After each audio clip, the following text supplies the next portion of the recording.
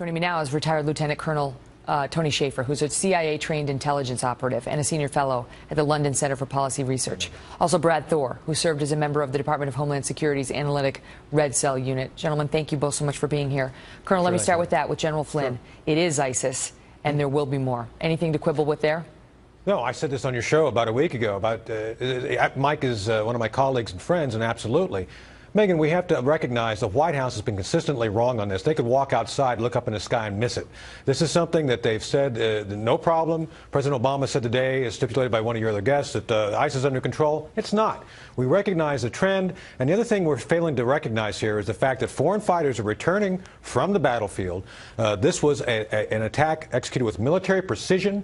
It was rehearsed, as Catherine Herridge said earlier. It was very clearly laid out. So we've got to look at the facts for what they are, not what we want them to be. And I think this is what exactly Mike meant by saying it's ISIS. I believe completely with him on this. Brad, it seems like a somewhat of a change in tactics. I mean, ISIS had been doing terrible things in the regions in which it was fighting prior to this. And al-Qaeda had been going for the huge, dramatic terror attacks, as we saw here on 9/11. But this feels like some sort of a hybrid between what we see done to the Israelis by Hamas, these they target the soft sites, the civilians, where they live, where they eat, where they socialize, and something more pre-planned and grander like we might see from al-Qaeda. What are your thoughts on it? Well, I agree with you there, Megan. I believe that what we're seeing here was blueprinted in Mumbai in 2008, where there was the swarm-style attack, which was designed to overwhelm military and police responders, as well as first responders with ambulances and things like that, where they move around the city with multiple targets. There were 166 people that died in Mumbai, over 600 injured. I don't know if we'll get to 600 injured in Paris, but I do believe, and I'm very sorry to say this, I think we're going to see more than 166 killed here.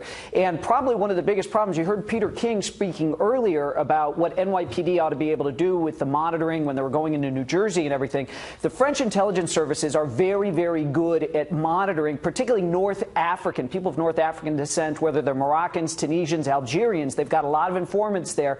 But right now, the French are working feverishly to unpack who these people were, who they were connected with, and why they missed this. And that's the thing, Colonel Shaffer, we saw this after 9/11. When you've been attacked, and this is the worst terror attack in the history of France, the worst in the history of France, when that happens, people suddenly have a very different view sometimes of civil liberties and how far we should go. Well, absolutely, and I agree with Brad on the whole Mumbai thing. This was a rolling attack designed to do that. With that said, the French, these folks also learned from the Charlie Hebdo attack to learn how French specifically operates in a situation like this. So, what do? Well, we look at how the French missed this. What components were observable, which they now know, which they didn't see. And we've got to internalize that. And I agree with Peter King. I agree with some of the other folks. We've got to be very diligent on this. But I'm not necessarily thinking we should do it with SIGINT, Signals Intelligence Intercepts. We need to go back to espionage, HUMINT. To defeat a network, Megan, you must penetrate that network. And I think that's what we're going to find the French fail to do here. You need people like Morton Storm, you're saying. Exactly. We need double agents to infiltrate. Bingo. That's what's going to get you the critical information necessary to get these things defeated. If you don't defeat the network, it'll come back. And I don't know if it's a new network that was completely undetected, or the network that was the Charlie Hebdo network, which was not completely detected. But we have to get inside the network to defeat the network to prevent that from happening here. Go ahead, Brad. And Megan, to add to what Tony said, which is excellent, I believe that our counterterrorism teams, our hostage rescue teams here in the United States, no bullhorns, no negotiations. We have to be willing as a public to do what the French GIGN and the Louraid teams do in France, which is you go in, you kill these guys, because the longer you let them set up and stay inside, the more innocent people die. We have to be there as a culture in this country to say, send them in, kill them fast, and let's minimize the casualties that way. That raises the next question, which is what will the response be from France and from the United States, which says it will do all it can to support France in its effort. And this comes from the Vatican. Okay, this is from the Vatican tonight that says this is an attack on peace for all humanity, and it requires a decisive, supportive response on the part of all of us as we counter the spread of the homicidal hatred in all of its forms. I mean, Colonel, you tell me what that means. I mean, you got the Vatican. This isn't the first time they've suggested we need to go after ISIS and hard. They recognize what's going on here. Yes, we have to act. We have to do what we're doing right now, ramping up in Syria and Iraq, going hard with our special operations forces to get them where they live, go after leadership like the assassination of Jihad John yesterday.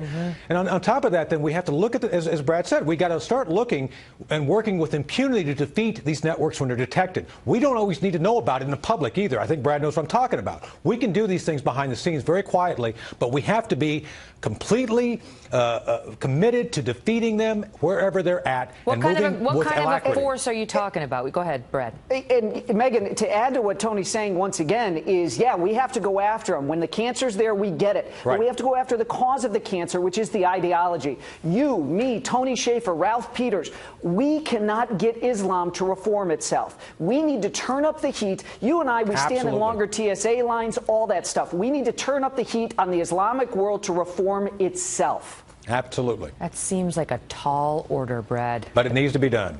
But we're eroding our own civil liberties here, Megan. Instead of, Charles Cook had a great article where he said, let's shut down visas for 12 to 24 months while we round up the people who've overstayed here, and it's going to tick off good Muslims around the world. But maybe they'll be so mad they start yelling.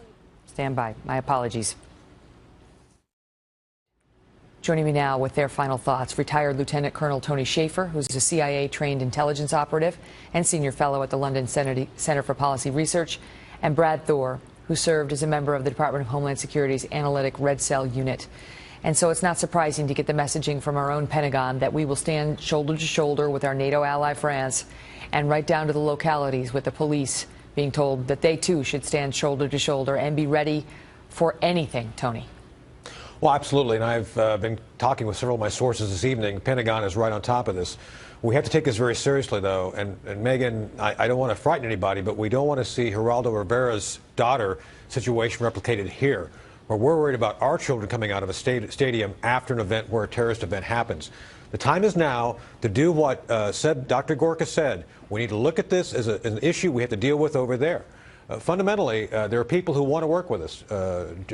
President al-Sisi said in a New Year's Day speech that they, as the Muslims, need to renounce violence as part of their religion.